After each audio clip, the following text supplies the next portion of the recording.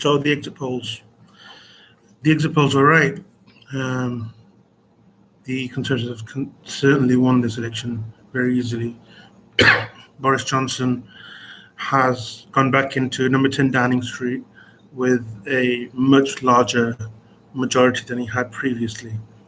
Um, this means that this majority that he has, uh, he won't require the DUP support anymore. And I think it means that he's in Parliament, he's in number 10 Downing Street for the next 5 years for certain. The, the exit polls was so close to what happened in reality. I mean, all the results have come in apart from one. Um, so 649 votes results out of 650 have come. We're just waiting for one more yet, but that might fall to the Lib Dems, according to um, all the reports, simply because it's a Lib Dem stronghold. But the Lib Dem leader, Jo Swanson, lost her seat today. Um, yeah, when the leader of a party loses her own seat after claiming that she might walk in as the prime minister of the country, it's it is one thing that that's worrying. Hi, whoever's watching. Hello, make yourself known who you are, please. It's a bit worrying. It's times of uncertainty for the country for sure, because we've been in the European Union since the 1970s, and now leaving the European Union is well, the stock market, the FTSE 100, as soon as the exit polls came, went up. The FTSE 100 relies mainly on foreign investment, and a lot of the traders on the FTSE 100 are dealing with euros and dollars and whatnot. So it went up immediately last night, but it was more fueled by the FTSE 250, which is more domestic. And the FTSE 250 is still going strong today, but the FTSE 100, which deals with the foreign investment considerably more, has started to come down. And I think if you compare the pound to the dollar, compared to before, it has come down. It's become weaker than it was before. And coming back, I think a lot of the Labour members of Parliament and those who were contesting have come with the same idea, and what they're saying is that Jeremy Corbyn was just an unlikable figure. People did not see him as the leader of a country.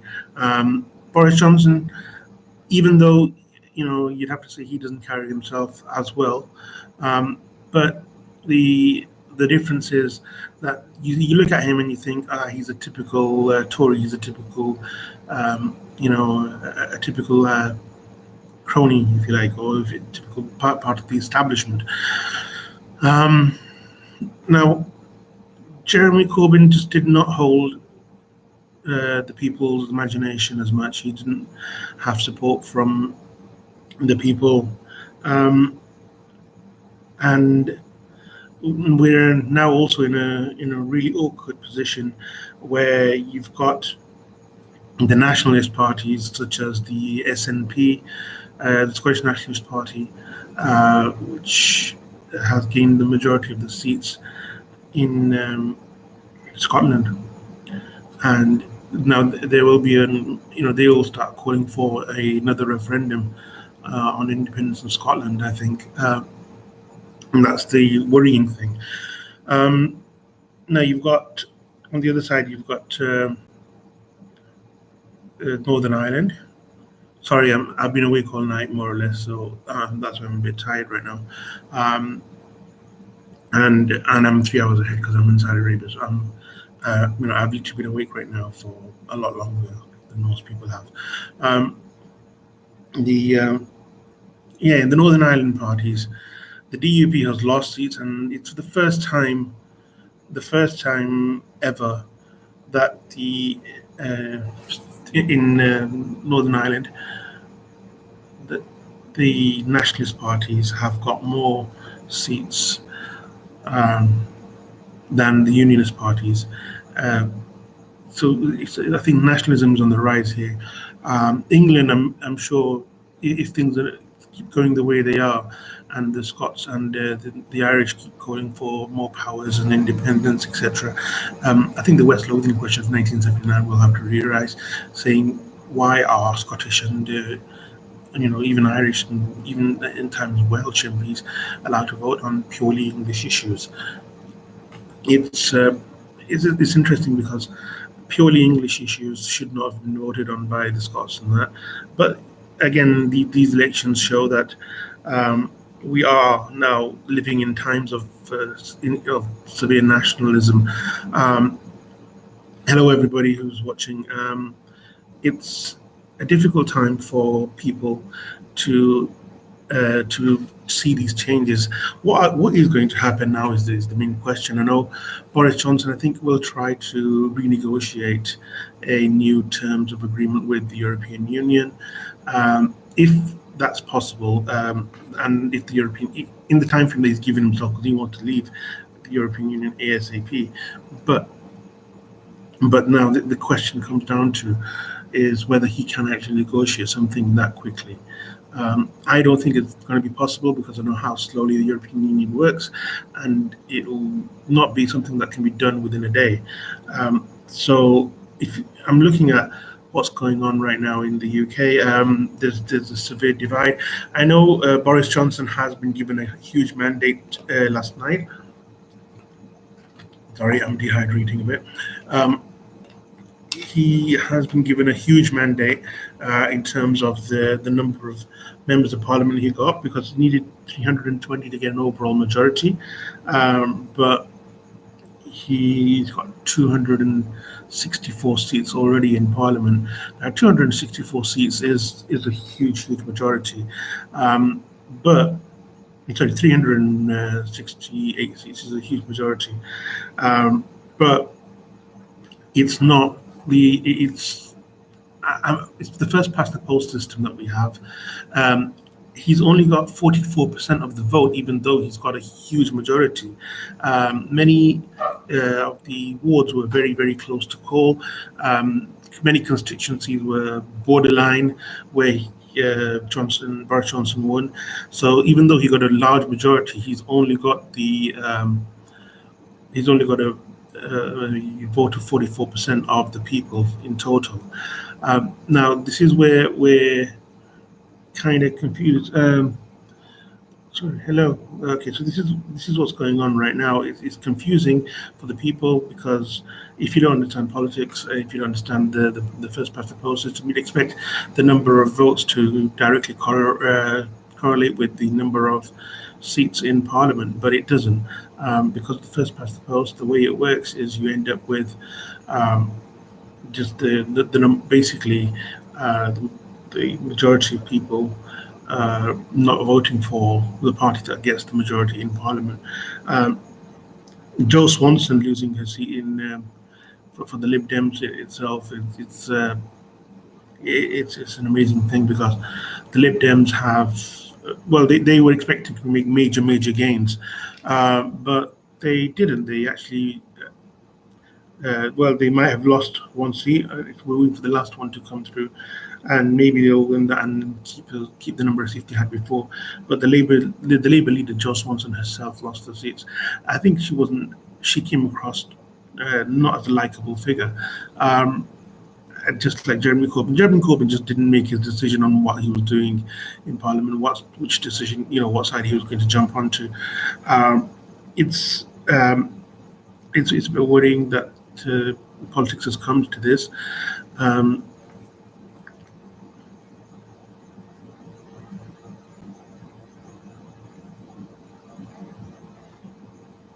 Right. So now, what's going to happen now is the Prime Minister or elected Prime Minister will go and have a formal audience with the Queen. Probably he'll be making his trip to the Parliament soon. To the Buckingham Palace soon. And once once he has had that, then the Queen, he will then put together his list of cabinet members. Then the members and the Queen will need to take take care of basically remove the old ones from office and bring new ones in. Now the former members of Parliament who were in charge are still in charge, and the ministers still in charge of their offices right now until um, until basically they hand over the seals to the Queen, and the Queen will then give those to the new members, the new ministers are in charge. Uh, it's not going to be like the last one. I don't think it's not going to be. I don't think. I think it's going to be business as usual most of the time. I don't. There's been no indication that there's going to be a cabinet reshuffle of any kind, uh, and I'm looking at what's going on right now in the UK, and I think people are fed up of all the pompous ceremony and the lack of sincerity from the politicians. Boris Johnson managed to get the message across that listen, I'm going to get it done. I think that's what got him the votes. Whereas the other parties were not very clear in what they were going to do. The Lib Dems did not have the pulling force, and the Labour Party they chose a leader who I'm just who just could not win, who just had no shot at it. This is what the Labour Party did throughout the 80s as well, hence why Thatcher kept winning. And people now, because of the UK economy being so difficult and everything becoming more expensive. I mean, last time I went to the UK myself, I thought it was ridiculously expensive. Because of this expense and lack of jobs, I think people were looking for some sort of certainty.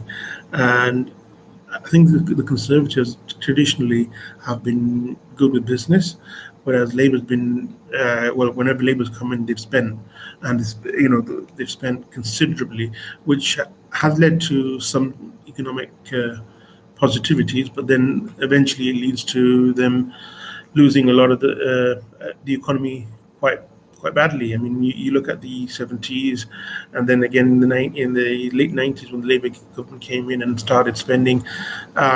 And then what did that lead to? It led to the UK being heavily in debt, and when the international markets collapsed and when we had the economic downturn in 2007, we ended up with almost almost no backup plan to save us from this downturn, and we needed this. We needed something, right?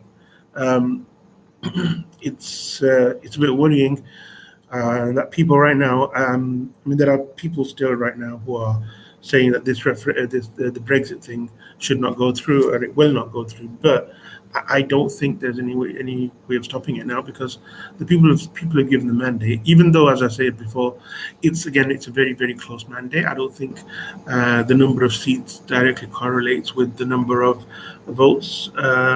So it's something that we all need to consider. Maybe I think if Labour and the Lib Dems had pushed for a second referendum rather than a re-election, which Corbyn I think miscalculated, and I personally think you could say it's a conspiracy, because Corbyn was pro-Brexit before he became the Labour leader, right? So he wanted this anyway, so he's got it. He's got it by being incompetent. He's got it by being unlikable. He's got it by being unrelatable. It's kind of a worrying place to be right now. The UK needs to regroup, rethink its strategies. But my other worry right now is the UK is going to end up being a minor partner to the US. I mean, they're working on some sort of special deals right now, but the UK will end up being a minor partner if we're not careful. And being a minor partner again to the US is not something that the UK can be proud of, simply because of our history and our ability to control world affairs over the last 100 plus years, maybe well more than 100 years actually. So that's the worrying thing right now. I'm hoping that things will change and we can make some good deals, and this will help us stay with it, with in competition with the European countries, and also be able to trade with the European Union, as well as giving us the ability to trade outside of the European Union without the restrictions of that placed by Brussels. Um, so that's been my understanding of it so far. And if I come across more details and as things develop later on, I will probably update again.